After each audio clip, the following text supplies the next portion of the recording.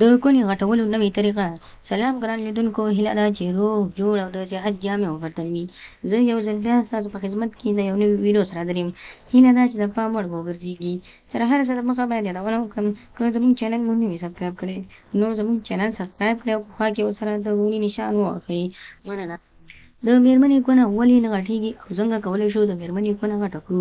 د دې غټ دوه علتونه دي.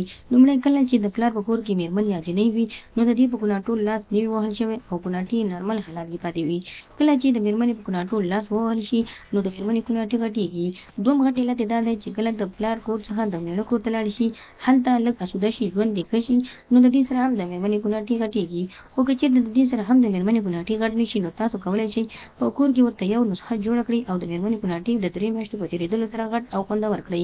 هغسې چې که چېرته تاسو وګورئ نو په غټو کوناټو کې تر ټولو زیات خوند وي چې که پاته خوا نه پرې ورڅملې لکه په ډبل بیډ سیسټم دی. که څوک په کور کې ډبل بیډ نه لري نو دغسې کار دې وکړي او د میرمنې کونه یا کوناټي دې غټ کړي. تاسو کولی شئ په کور کې د ماهي تیل واخلئ.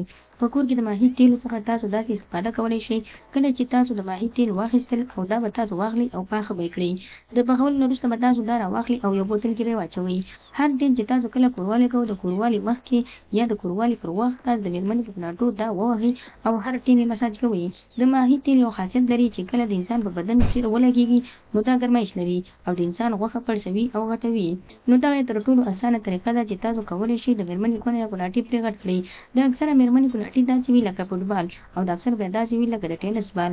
نو د ټینس بال که تاسو چېرته په فوټبال بدلوئ نو تاسو کولی شئ د ماهي د تیلو څخه استفاده وکړئ او د میرمنې ته دغه ښکلا ور په برخه کړئ. نو خدای دې وکړي ملګرو چې زموږ د ویډیو څخه غلط مطلب وانخلئ. زموږ ویډیو لایک کړئ، شیر کړئ او زموږ چینل هم درسره سبسکرایب کړئ.